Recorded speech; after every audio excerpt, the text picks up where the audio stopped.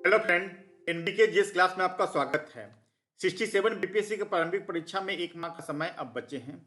इस 1 माह के समय बचे हुए समय में मैं वही टॉपिक की चर्चा आपके साथ करूंगा जिसका कि प्रारंभिक परीक्षा में पूछे जाने की पूरी संभावना है। आज का टॉपिक है सोशल सेक्टर स्कीम, जिससे 1 या 2 प्रश्न पूछे जाने की पूरी संभावना है। इसके पूर्व बिहार सरकार की पॉलिसी, प्रोग्राम तथा स्कीम के बारे में 2 वीडियो मैंने ऑलरेडी अपलोड कर दिया, जिसका लिंक मैं डिस्क्रिप्शन बॉक्स में शेयर कर रहा हूँ। आज का टॉपिक है समाज कल्याण योजनाएं। तब पहला टॉपिक पे हम लोग आते हैं मुख्यमंत्री कन्या उत्थान योजना। इसमें कन्या भ्रूण हत्या को रोकना, बर्थ रजिस्ट्रेशन तथा कन्या के शिशु को प्रोत्साहित करने के लिए कन्या मुख्यमंत्री कन्या उत्थान योजना लाई गई है। इसमें है कि कन्या शिशु के जन्म से लेके ग्रेजुएट होने तक विभिन्न स्तरों पे टोटल 94,100 रुपया हम लोग प्रोत्साहन राशि के रूप में दिया जाता है। यहाँ पे हम लोग देखते हैं 3 डिपार्टमेंट द्वारा चलाया जाता है। यहाँ पे सोशल वेलफेयर डिपार्टमेंट के द्वारा ये 2 स्कीम चलाई जाती है। ये हेल्थ डिपार्टमेंट के द्वारा चलाया जाता है तथा ये जो है क्लास 1 से लेकर ग्रेजुएट होने का ये एजुकेशन के डिपार्टमेंट के द्वारा चलाया जाता है। ये स्कीम कन्या शिशु के जन्म होने पे 2,000 रुपया कन्या शिशु के माता पिता या अभिभावक के अकाउंट में दिया जाता है तथा 1 वर्ष होने पे 1 से 2 वर्ष के बीच में अगर बर्थ रजिस्ट्रेशन तथा आधार पंजीकरण हो जाता है तो 1,000 रुपया पुनः दिया जाता है। कन्या शिशु को कंप्लीट इम्यूनाइजेशन हो जाता है तो 2,000 रुपया हेल्थ डिपार्टमेंट की तरफ दिया जाता है। कन्या शिशु जब क्लास 1 से पढ़ना स्टार्ट कर जाती है तो पोशाक योजना के लिए क्लास 1 से लेके 12वीं तक का, क्लास 1 से 2 तक 600 रुपया, क्लास 3 से 5 तक 700 रुपया, क्लास 6 से 800 1,000 रुपया प्रति वर्ष तथा क्लास 9 से 12 तक 1,500 रुपये प्रति वर्ष पोशाक योजना के लिए दिया जाता है। इसके अलावा क्लास 7 से लेकर 12वीं तक का 300 रुपये प्रति वर्ष सैनिटरी नैपकिन के लिए दिया जाता है। ये 2 ग्रेजुएट तथा इंटरमीडिएट काफ़ी इंपॉर्टेंट है ताकि 7 नीचे 2 का ये पार्ट है। अगर किशोरी बालिकाएं इंटरमीडिएट पास कर जाती है तथा अगर वो अविवाहित है तो 25,000 रुपये उनके अकाउंट में दिया जाता है तथा स्नातक कंप्लीट करने पे स्नातक वो पास कर जाती है, अगर वो अविवाहित या विवाहित दोनों में से कोई है तो उनको 50,000 रुपया उनके अकाउंट में उनके उस शिक्षा हेतु दिया जाता है। तो हम लोग देखते हैं कि मुख्यमंत्री कन्या उत्थान योजना काफ़ी इंपॉर्टेंट है, इसमें कन्या शिशु के जन्म से लेकर ग्रेजुएट होने तक 94,100 रुपया उनको दिया जाता है। अब है कि बाल सहायता योजना। हम लोग योजना के बारे में हम चर्चा करेंगे कि योजना यहाँ पे 2 तरह की योजनाएं हैं। एक जो कि केंद्र प्रायोजित योजना हम लोग बोला जाता है, केंद्र प्रायोजित योजना जो जिसको कि हम लोग CSS बोलते हैं, CSS सेंट्रल स्पॉन्सर स्कीम, जो कि हम लोग ब्लू से नोट यहाँ पे हम लोग लिखे हैं, तथा राज्य योजना जो कि है राज्य सरकार के द्वारा चलाया जाता है। रेड कलर से हम लोग यहाँ पे डिनोट किया है, तो यहाँ पे देखिए रेड कलर है तो ये राज्य सरकार की योजना है। योजना से जो क्वेश्चन पूछे जाते हैं वो 2 प्रकार के क्वेश्चन पूछे जाते हैं। पहला तो होता है क्राइटेरिया क्या है, उनकी योग्यता क्या है वो स्कीम का लाभ लेने के लिए। दूसरा है कि देय राशि कितनी है। तो ये 2 पॉइंट पे हम आपके साथ चर्चा करेंगे। तो यहाँ पे हम लोग देखते हैं बाल सहायता योजना। तो यहाँ पे क्राइटेरिया ये है कि कन्या कोरोना महामारी के अनाथ हुए बच्चों के पालन पोषण आवासन एवं शिक्षा को प्रोत्साहित करने के लिए बाल सहायता योजनाएं लाई गई है। इसमें कि कोरोना से अगर मृत्यु उनके माता पिता की हुई है या दोनों माता पिता में से दोनों किसी एक की मृत्यु पूर्व हो चुकी है तो दूसरे की मृत्यु कोरोना से हुई है तो वो भी एक बाल सहायता योजना के लिए पात्र माने जाएंगे। इसमें 18 वर्ष की आयु होने तक 1,500 रुपया प्रति माह की दर से उनको दिया जाता है। अब सामाजिक सुरक्षा पेंशन योजनाओं के बारे में हम चर्चा करेंगे। यहाँ पे 6 तक पेंशन है। 3 है सेंट्रल गवर्नमेंट के द्वारा चलाई जाती है, 3 है स्टेट गवर्नमेंट के द्वारा चलाई जा रही है। तो यहाँ पे 3 ही तरह के लोग को दिया जाता है। एक है कि ओल्ड एज के लिए हम लोग यहाँ पे दे रहे हैं, ये दोनों ओल्ड एज के लिए, यहाँ पे दोनों विडो के लिए दे रहे हैं, विधवा के लिए, यहाँ पे डिसेबल्ड के लिए जो दिव्यांगजन है।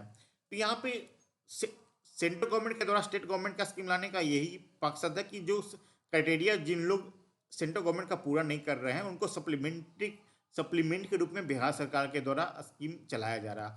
यहाँ पे हम लोग देखते हैं कि ओल्ड एज पेंशन में BPL फैमिली होना चाहिए, लेकिन यहाँ पे है कि किसी भी आय के व्यक्ति को हम मुख्यमंत्री वृद्धजन पेंशन योजना का लाभ दे सकते हैं। यहाँ पे कि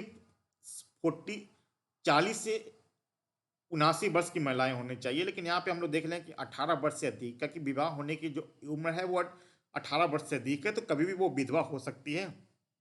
इसी के लिए लक्ष्मीबाई समाज सुरक्षा पेंशन योजना 18 वर्ष से अधिक की महिलाओं को दी जाती है। निःशक्ता पेंशन में हम लोग देखते हैं कि सेंट्रल गवर्नमेंट द्वारा कहा जाता है कि तो बीपीएल फैमिली हो या 80% या उससे अधिक दिव्यांगता हो।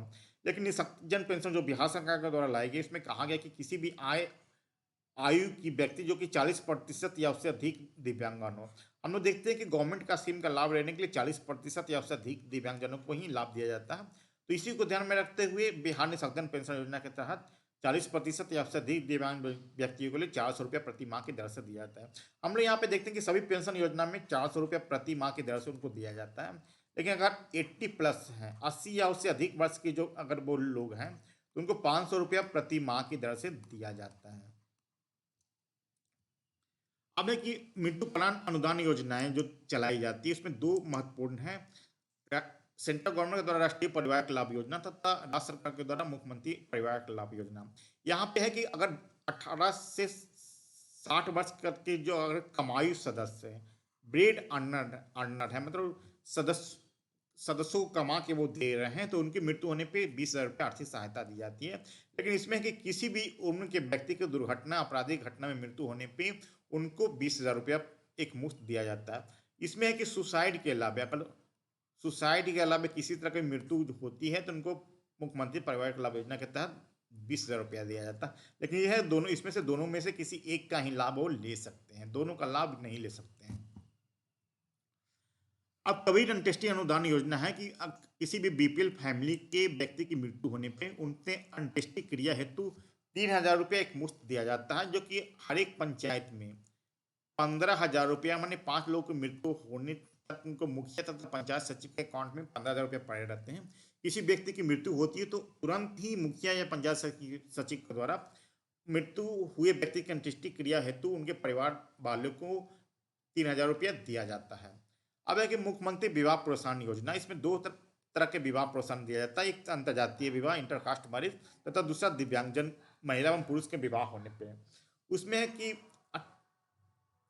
1,00,000 रुपया उनको अनुदान स्वरूप दिया जाता है। अगर वो इंटरकास्ट करते हैं तो इंटरकास्ट करने वाली महिलाओं को दिया जाता है, तथा दिव्यांगजन विवाह होने पे जो व्यक्ति दिव्यांगजन है उनको 1,00,000 रुपया अनुदान उनके अकाउंट में दिया जाएगा। अगर दिव्यांगजन दोनों महिला एवं पुरुष दोनों हैं तो दोनों के अकाउंट में ही 1,00,000 रुपया यानी 2,00,000 रुपया उनको दिया जाएगा। अब है बिहार शताब्दी कुष्ठ कल्याण योजना तथा बिहार शताब्दी एड्स पीड़ित योजना। इसमें है कि अगर कुष्ठ योजना के तहत विजुअल डिफॉर्मिटी 2 ग्रेड से अगर पीड़ित हैं तो उनको भोजन, कपड़ा एवं दवाई के लिए 1,500 रुपया प्रति माह, तथा अगर एड्स से अगर पीड़ित हैं तो उनको भी भोजन, कपड़ा एवं दवाई के लिए 1,500 रुपया प्रति माह की दर से उनको अनुदान स्वरूप राशि दी जाती है। अब है कि पूरक पोषाहार कार्यक्रम, जितने भी राज्य के सभी 38 जिला हैं, जिसमें हर एक 38 जिला में 544 प्रखंड है, तो सभी प्रखंड में बाल विकास परियोजना कार्यालय है। उनके अंतर्गत 1,14,718 आंगनबाड़ी सेंटर है। उसमें आंगनबाड़ी सेंटर में 6 माह से 6 वर्ष तक के कुपोषित एवं अति कुपोषित जो बच्चे हैं, लैक्टेटिंग एवं प्रेग्नेंट जो वीमेन है, उनको पूरक पोषाहार राशि दी जाती है। यहाँ पे हम लोग देखते हैं कि जो समान बच्चों के लिए 8 रुपये प्रति दिन के हिसाब से, अति कुपोषित बच्चों के लिए 12 रुपये प्रति दिन के हिसाब से, तथा जो लैक्टेटिंग एवं प्रेग्नेंट मदर हैं उनको 99 रुपये प्रति दिन की दर से उनको पूरक पोषण राशि दी जाती है। हर एक माह में 25 दिन का उनको काउंट किया जाता है, 25 दिन का उनको पोषाहार दिया जाता है। अब है कि बच्चों एवं किशोरी बालिकाओं, गर्भवती एवं धात्री महिलाओं में उनके जो पोषण स्तर को सुधार लाने के लिए राष्ट्रीय पोषण मिशन चलाया जाता है, जिसमें कि जागरूकता कार्यक्रम के साथ साथ उनकी जो ग्रोथ मॉनिटरिंग भी राष्ट्रीय पोषण मिशन के तहत किया जाता है। अब है कि आंगनबाड़ी केंद्र के बच्चों के लिए पोशाक योजना, तो जितने भी 3 से 6 वर्ष की जो बच्चे हैं जो कि आंगनबाड़ी सेंटर पे आ रहे हैं, तो उनको पूरक पोषाहार के साथ साथ 400 रुपया प्रति वर्ष के हिसाब से उनको पोशाक के लिए राशि दी जाती है। अब मातृवंदना योजना है, इसमें है कि जो प्रेग्नेंट जो लैक्टेटिंग मदर है, वो बच्चे के गर्भवती होने समय या बच्चे के जन्म होने के बाद कुछ समय के लिए वो काम पे नहीं जाती है, जो कि मुख्य जो अनऑर्गेनाइज सेक्टर में काम करती है, तो उनको जो वेज लॉस हुआ है, मजदूरी में जो लॉस हुआ है, उनको कंपनसेट करने के लिए ही ये प्रधानमंत्री मातृ वंदना योजना लाई गई है। इसमें है कि 5,000 रुपया एक संतान के लिए, क्राइटेरिया है कि प्रथम जीवित संतान के लिए 5,000 रुपया दिया जाएगा, जो कि अगर वो गर्भवती है तो रजिस्ट्रेशन के समय 1,000 रुपया, अगर वो एक दो चेकअप करवा ली है तो उसके बाद 2,000 रुपया, तथा बच्चे के जन्म के बाद अगर कुछ इम्यूनाइजेशन का प्रोग्राम स्टार्ट हुआ है तो उसमें 2,000 रुपया, टोटल 5,000 रुपया उनको दी जाते हैं। तथा अगर इंस्टीट्यूशनल डिलीवरी वो करते हैं तो इंस्टीट्यूशनल डिलीवरी करने पे 1,000 रुपया और जननी सुरक्षा योजना के तहत यानी टोटल 6,000 रुपया उनको अकाउंट में दिया जाता है। अब परवरिश योजना है, परवरिश तथा स्पॉन्सरशिप स्कीम। इसमें कि बच्चे अगर 0 से 18 वर्ष के जो बच्चे हैं वो अनाथ एवं बेसहारा हैं, जो कि किसी नज़दीकी रिश्तेदार के यहाँ रह रहे हों। इसके साथ साथ ये है कि अगर वो एड्स एवं कुष्ठ रोग से पीड़ित हैं या उनके माता पिता पीड़ित हैं तो उनके बच्चों को भी परवरिश योजना का लाभ दिया जाएगा। तथा इसमें यह भी क्राइटेरिया है कि अगर दो माता पिता दोनों में कारावास में अगर चले गए हैं, जेल में हैं, तो उनके बच्चों को भी अनाथ मानते हुए परवरिश योजना के तहत 0 से 18 वर्ष तक की आयु तक 1,000 रुपये प्रति माह की दर से दिया जाता है। स्पॉन्सरशिप में यह है कि अगर सिंगल पेरेंट्स है, अगर माता पिता में से कोई एक है, तो उनको भी बच्चों को शिक्षा पोषण एवं स्कूल से ड्रॉप आउट को रोकने के लिए ही 2,000 रुपये प्रति माह की दर से 3 वर्ष के लिए दिया जाता है। अगर जरूरत हो तो हम लोग मैक्सिमम 5 वर्ष तक इसको हम लोग बढ़ा सकते हैं। 2,000 रुपये प्रति दिया जाता है, लेकिन परवरिश योजना में 0 से 18 वर्ष होने तक, अगर बच्चे 6 वर्ष तक हैं तो 18 वर्ष तक होने तक ही उनको परवरिश योजना के तहत 1,000 रुपये प्रति माह दिया जाएगा। लेकिन स्पॉन्सरशिप में ये है कि 2,000 रुपये प्रति माह, मैक्सिमम 3 साल। अगर बहुत अधिक आवश्यकता हुआ तो मैक्सिमम 5 साल के लिए हम उसको स्पॉन्सरशिप योजना के तहत 2,000 रुपये प्रति माह की दर से दे सकते हैं। अब नारी शक्ति योजना के तहत महिलाओं के सामाजिक, आर्थिक एवं सांस्कृतिक उत्थान के लिए ही नारी शक्ति योजना चलाई जा रही है बिहार सरकार के द्वारा। इसमें महिला हेल्पलाइन, महिला जो हिंसा से ग्रसित जो होती हैं उनके लिए हेल्पलाइन बनाया गया है। 24x7 एक कार्यरत करता है। अल्पावास गृह है, शॉर्ट स्टे होम, इसमें क्या है कि महिलाओं की शॉर्ट स्टे होम इसको बोला जाता है। महिलाओं के शॉर्ट टर्म के लिए यहाँ पे स्टे की व्यवस्था की गई है, जो कि मैक्सिमम 6 माह तक ही यहाँ रहने की व्यवस्था की गई है। प्रोटेक्शन होम में ये है कि अगर ह्यूमन ट्रैफिकिंग के शिकार अगर महिला हैं तो उनको रहने के लिए प्रोटेक्शन होम बनाया गया है। ये जेंडर रिसोर्स सेंटर ये है कि सभी डिपार्टमेंट को प्रोत्साहित किया जाता है कि अधिक से अधिक जो अपना बजट है वो महिलाओं के ऊपर खर्च हो। गवर्नमेंट का नॉर्म्स है कि लगभग 30% जो कुल बजट है वो महिलाओं के ऊपर खर्च होना चाहिए। इसी आधार पर बिहार क्वेश्चन भी आता है कि बिहार सरकार 2013-14 से जेंडर बजट पे काम कर रही है।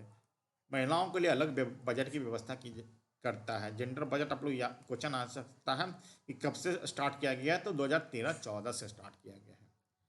अब कन्या विवाह है कि जो निर्धन, जो बीपीएल फैमिली की जो महिलाएं हैं उनको शादी करने के लिए प्रोत्साहित करने के लिए ही, बस शादी के रजिस्ट्रेशन को प्रोत्साहित करने के लिए तथा कन्या शिक्षा को प्रोत्साहित करने के लिए ही मुख्यमंत्री कन्या विवाह योजना लाई गई। इसमें कहा गया कि 18 वर्ष से अधिक ही महिलाएं होनी चाहिए। अगर 18 वर्ष से कम में वो शादी अगर करती हैं तो उनको मुख्यमंत्री कन्या विवाह योजना का लाभ नहीं दिया जाएगा। इसमें क्या बीपीएल फैमिली हो या उनको परिवार का इनकम टोटल 60,000 रुपया तक हो, उनके कन्या के विवाह होने पर कन्या के अकाउंट में 5,000 रुपया एक मुफ्त विवाह प्रोत्साहन राशि के रूप में दिया जाएगा। बेटी बचाओ बेटी पढ़ाओ, ये सेंट्रल गवर्नमेंट के द्वारा स्कीम चलाई जाती है। बेटी को पहले बचाइए उसके बाद पढ़ाइए। तो जो जेंडर गैप है, कन्या शिशु में बच्चे एवं बच्चियों के जन्म में जो असंतुलन है, कन्या भ्रूण को रोकने के लिए तथा कन्या शिशु को जन्म को प्रोत्साहित करने की बेटी बचाओ बेटी पढ़ाओ योजना लाई गई है। अब है कि जो राष्ट्रीय वरिष्ठ नागरिक कार्य योजना एक्शन प्लान है वरिष्ठ सीनियर सिटीजन के लिए, इसमें कहा गया है कि जो सीनियर सिटीजन को 4 जरूरतों को पूरा करने पर इस पर ध्यान दिया गया है। एक है फाइनेंशियल सिक्योरिटी, वित्तीय सुरक्षा, उनके भोजन, उनके स्वास्थ्य देखभाल तथा उनके सम्मानपूर्वक जीवन जीने का अधिकार। इन चारों बातों पे इस कार्य योजना में ध्यान रखा गया है। इसमें कहा गया कि समाज में जागरूकता लाकर ही तथा समाज के लोगों को सेंसिटाइज कर ही वृद्धजनों को सुरक्षा और खुशहाली लाने का प्रयास किया जा सकता है।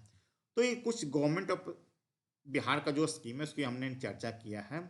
इस पे अगले 1 माह में हम किस तरह की पढ़ाई करें जिसमें कि एग्जाम के समय जो 2 घंटे हैं उसका मैक्सिमम यूटिलाइज कर सकते हैं, उसमें सफलता के चांसेस हम आपके अधिक हो। इस पे हम एक वीडियो आगे हम आपके साथ लेके चर्चा करेंगे।